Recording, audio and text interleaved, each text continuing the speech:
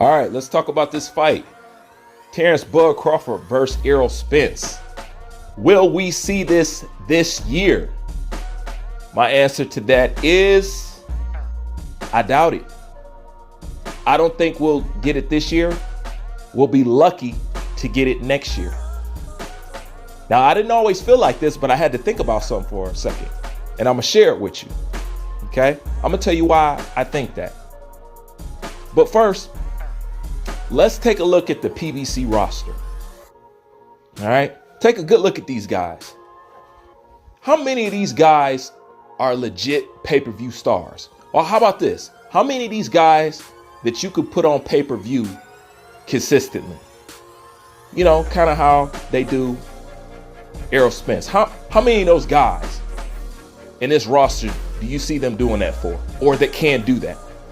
Okay, you got Deontay Wilder over there. He's semi-retired or retired. You got Jared Hurd. He ain't boxing no more. Abner Mares, isn't he retired? You got David Benavidez. He's not quite there yet, you know, but he's working on it. Who else you got? You can't say the Charlos because they've been relegated back to regular TV because they, you know, they failed their field test twice. So when you look at this roster, who they got? They got two people. Errol Spence and Gervonta Tank Davis. Okay? This is why I don't see that fight happening this year, and you'd be lucky if you get it next year. And if you do get the fight, that contract is not coming without a multi-fight deal that Terrence Crawford is going to have to sign. You think they're going to let him step over there at PBC and then cream off Errol Spence and just walk away? That leaves them, that's one man down. Now, all they got is Tank. I'm talking about legit, somebody who you can consistently throw on pay-per-view. I won't hear nothing about no Luis Ortiz because we already know how they rigging shit up for that. But when you look at this roster, who do they have? It's just two guys.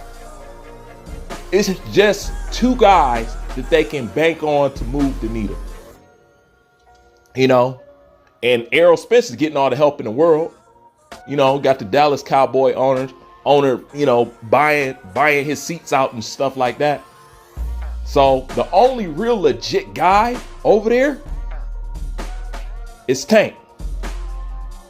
But other than that, it's just Tank and Errol Spence. Don't see them allowing Terrence Crawford to come over there and just make a fight one time. They're going to have to tie him up in a multi-fight deal in order for that to happen. Now, this is the funny thing. Terrence Crawford said that after he whoops on Spence, he wants to go up and wait and then whoop on Jermell Charlo. You think PBC going to allow him to beat up Spence, take him out the game, and then go take Jermall Charlo out of the game? You think they're going to allow him to do that?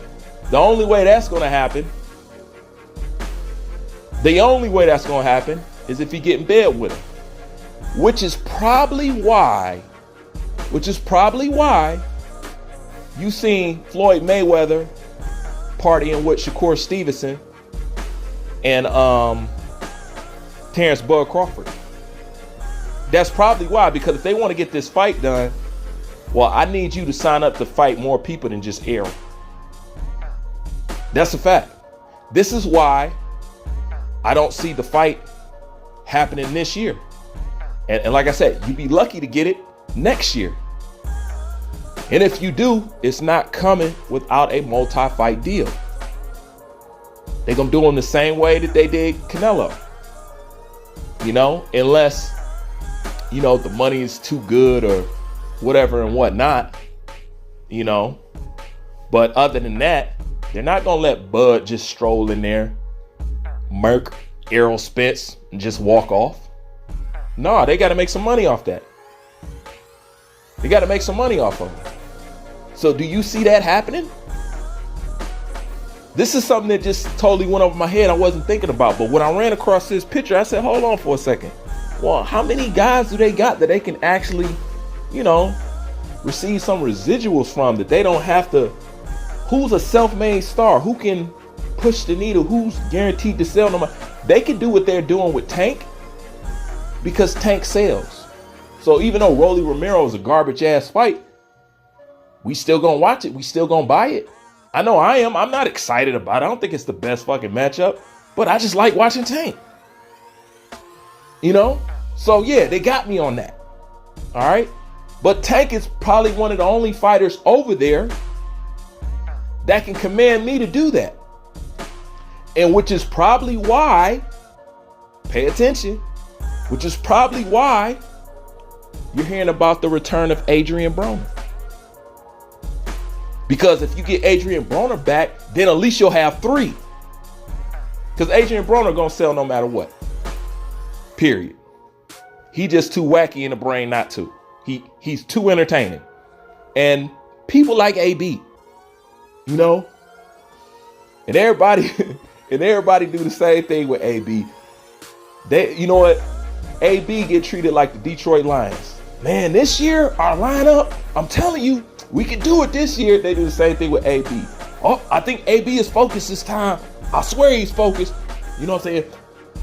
Nobody can beat a focused AB. It's true.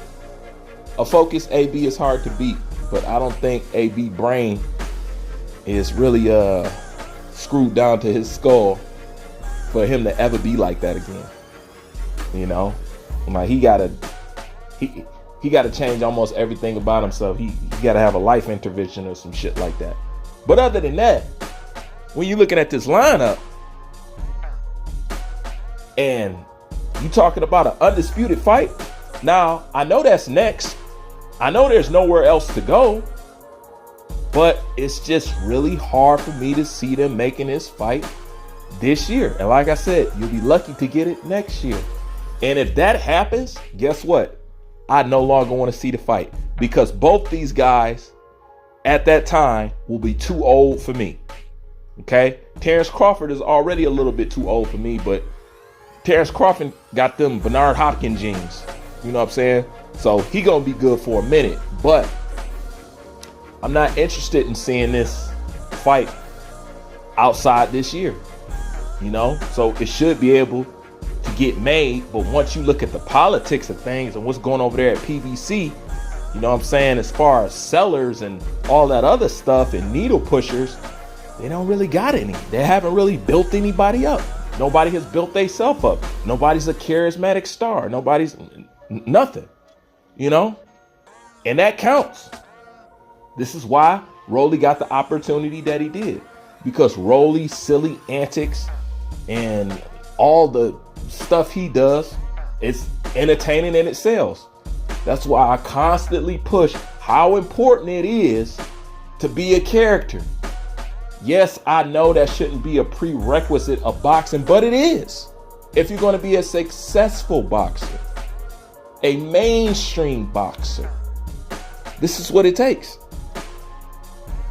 So, once again, leave your thoughts in the comment section. When you look at this roster, who do they got? And when you look at that roster and see what they got, do you see them letting go of what little bit that they do have? So that's why, at least as far as negotiations, it's going to be a bitch. Straight up.